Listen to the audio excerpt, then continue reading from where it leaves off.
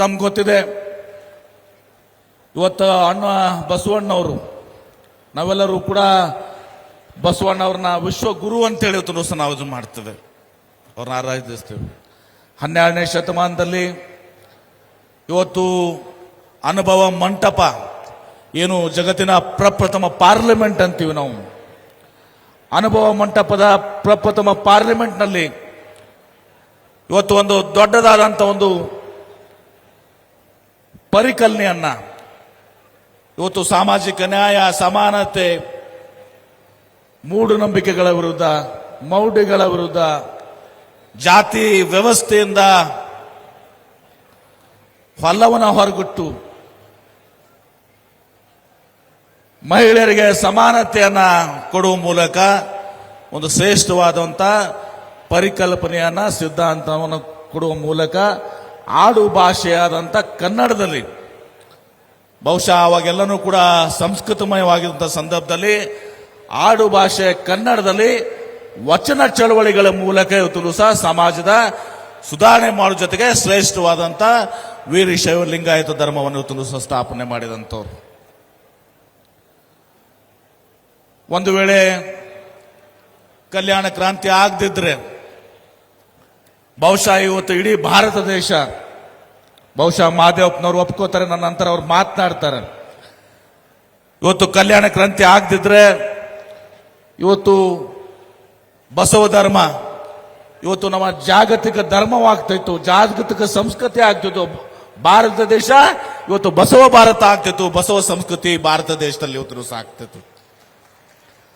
ಆದ್ರೆ ನಮ್ಮ ದುರ್ಭಾಗ್ಯ ಇವತ್ತೊಂದು ದಿವಸ ಎಲ್ಲ ಕಾಯಕ ಸಮುದಾಯಗಳನ್ನ ಒಗ್ಗೂಡಿಸಿ, ಸಣ್ಣ ಸಣ್ಣ ಸಮುದಾಯಗಳನ್ನ, ದಲಿತರನ್ನ, ಶೋಷಿತರನ್ನ ಆ ಅನುಭವ ಮಂಟಪದಲ್ಲಿ ಪ್ರತಿಯೊಬ್ಬರಿಗೂ ಕೂಡ ಇವತ್ತು ಸಹ ಸುಳ್ಳೆ ಸಂಕವನ್ನು ಹಿಡ್ಕೊಂಡು ಇವತ್ತು ಸಹ ಪ್ರತಿಯೊಬ್ಬ ಕಾಯಕ ವರ್ಗದವ್ರಿಗೆ ಅಲ್ಲಿ ಒಂದು ಸ್ಥಾನವನ್ನು ಕೊಟ್ಟು ಇವತ್ತು ವಚನ ಚಳವಳಿಕೆ ಮೂಲಕ ಚರ್ಚೆ ಮಾಡಿ, ಸಿದ್ಧಾಂತವನ್ನ ಮಾಡಿ, ವಚನಗಳ ಮೂಲಕ ಇವತ್ತು ಸಹ ಸಮಾಜದ ಸುಧಾರಣೆ ಮಾಡುವ ಮೂಲಕ ಒಂದು ಸುಂದರ ಸಮಾಜ ನಿರ್ಮಾಣ ಆಗಬೇಕು ಅಂತ ಕನಸನ್ನು ಹೊತ್ತುಕೊಂಡಿದ್ದವರು.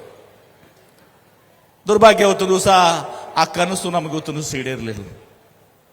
ಆದರೂ ಇಂದಿಗೂ ಕೂಡ ಬಸವಣ್ಣವರು, ಬಸವಾದಿ ಶರಣರು, ನಮ್ಮ ವಚನಗಳು, ಬಸವ ಧರ್ಮ ಇವತ್ತು ಸಹ ಪ್ರಸ್ತುತ. ನಾವೆಲ್ಲರೂ ಕೂಡ ಇವತ್ತು ಬಸವ ಜಯಂತಿಯನ್ನು ಆಚರಣೆ ಮಾಡ್ತೇವೆ. ಈ ಸಂದರ್ಭದಲ್ಲಿ ನಾನು ಹಳ್ಳಿಕರ ಮಂಜಪ್ಪನವರು ಸ್ಮರಣೆ ಮಾಡಲಿಕ್ಕೆ ಬಯಸ್ತೇನೆ.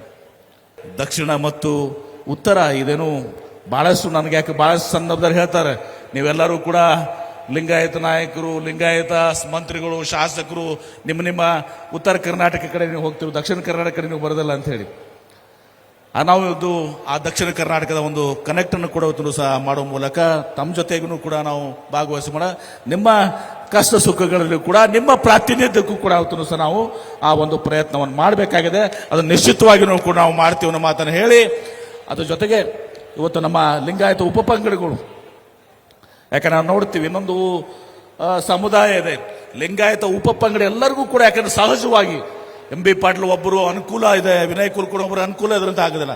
ಬಹಳಷ್ಟು ನಮ್ಮ ಸಮುದಾಯದ ಇವತ್ತು ಮಕ್ಕಳು ಇವತ್ತು ಸಹ ನಮಗೆ ಮೆಡಿಕಲ್ ಸೀಟ್ ಬೇಕಪ್ಪ, ಇಂಜಿನಿಯರಿಂಗ್ ಸೀಟ್ ಬೇಕಾ, ಶಿಕ್ಷಣದಲ್ಲಿ ಇವತ್ತು ಸಹ ನಮಗೆ ಮೀಸಲಾತಿ ಬೇಕು, ಉದ್ಯೋಗದಲ್ಲಿ ಮೀಸಲಾತಿ ಬೇಕು ಅಂತ ಹೇಳಿ ಇವತ್ತು ಸಹ ಬಯಸಿದಂತ ತಪ್ಪಲ್ಲ. ಇವತ್ತು ಸಹ ಆ ಎಲ್ಲ ಉಪಪಂಗಡಗಳು ಬೇರೆ ಬೇರೆ ಆಗಿ ಮಾಡಿದ್ರೆ ಒಂದೇ ಲಿಂಗಾಯತ ಇದರಡಿಯಲ್ಲಿ ಎಲ್ಲ ಉಪಪಂಗಡಗಳಿಗೆ ಇವತ್ತು ರಾಜ್ಯ ಮತ್ತು ಕೇಂದ್ರ, ಬಹಳಷ್ಟು ಜನ ಮಾತನಾಡ್ತಾರೆ ಕೇಂದ್ರದಲ್ಲಿ ಒಬಿಸಿ ಪಟ್ಟದಲ್ಲಿ ಅಂತ ಹೇಳಿ, ರಾಜ್ಯ ಒಬಿಸಿ ಪಟ್ಟದಲ್ಲಿ ಕೂಡ ಸಹ ನಾವು ಇವತ್ತು ಒಂದರ ಒಳಗೆ ಸ್ಥಾನಮಾನ ಪಡ್ಕೊಳ್ಬೇಕು ಮತ್ತು ಕೇಂದ್ರದ ಒಂದರಲ್ಲೂ ಕೂಡ ಕೊಡಬೇಕು. ಯಾಕಂದ್ರೆ ಕೇವಲ ಕೇಂದ್ರದಲ್ಲಿ ಪಡ್ಕೊಂಡ್ರೆ ಉಪಯೋಗ ಆಗೋದಿಲ್ಲ, ರಾಜ್ಯದಲ್ಲಿ ಕೂಡ ಮಹತ್ವದ, ರಾಜ್ಯದಲ್ಲಿ ಕೂಡ ನಾವು ಒಂದೇ ಒಂದು ಎಲ್ಲ ಉಪಪಂಗಡಗಳನ್ನು ಇವತ್ತು ವೀರಶೈವ ಲಿಂಗಾಯತ ಇದರ ಅಡಿಯಲ್ಲಿ ಇವತ್ತು ಸಹ ನಾವು ಹೆಂಗೆ ಒಕ್ಕಲಿಗರಿಗೆ ಇವತ್ತು ಸಹ ನಾವು ನೋಡ್ತೀವಿ, ಎಲ್ಲ ಉಪಪಂಗಡಗಳು ಆ ಒಕ್ಕಲಿಗ ಇದರಲ್ಲಿ ಜಾತಿಯಲ್ಲಿ ಇವತ್ತು ಹೆಂಗೆ ಬರ್ತದೆ, ಹಂಗೆ ಲಿಂಗಾಯತರುಗಳು ಕೂಡ ರಾಜ್ಯ ಮತ್ತು ಕೇಂದ್ರದಲ್ಲಿ ಮೀಸಲಾತಿ ಸಿಗಬೇಕು. ಆ ದಿಶೆಯಲ್ಲಿ ಪರಮ ಪೂಜ್ಯರು ಎಲ್ಲರೂ ಕೂಡ ಶ್ರಮ ವಹಿಸಬೇಕಾಗಿದೆ.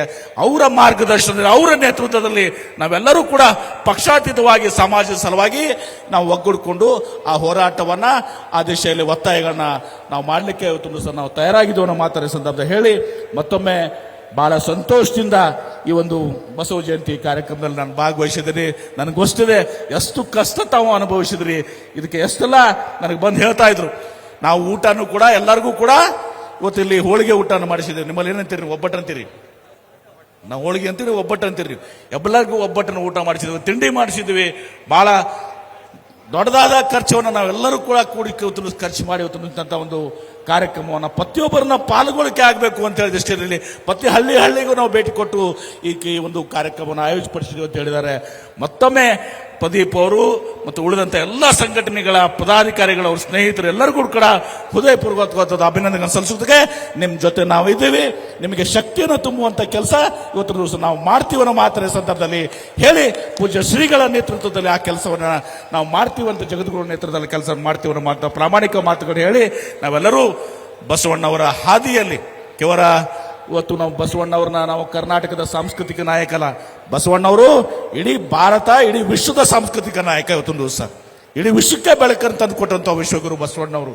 ಆ ದಿಶೆಯಲ್ಲಿ ಅವರ ಒಂದು ಕೊಡುಗೆ ಏನಿದೆ, ಆ ಅನುಭವ ಮಂಟಪದ ಪರಿಕಲ್ಪನೆ ಏನಿದೆ, ಬಸವಾದಿ ಶರಣರ ಇವತ್ತು ತ್ಯಾಗ ಬಲಿದಾನ ಏನಿದೆ, ಅದನ್ನು ನಾವು ಸ್ಮರಣೆ ಮಾಡಿಕೊಂಡು ಅವರ ಹಾದಿಯಲ್ಲಿ ನಡೆಯುವಂಥ ಪ್ರಯತ್ನವನ್ನು ಮಾಡೋಣ ಮಾತುಗಳನ್ನು ಹೇಳಿ ನನ್ನ ಮಾತುಗಳಿಗೆ ಮುಳುಗುತ್ತೇನೆ. ಎಲ್ಲರಿಗೂ ಶರಣಾರ್ಥಿಗಳು.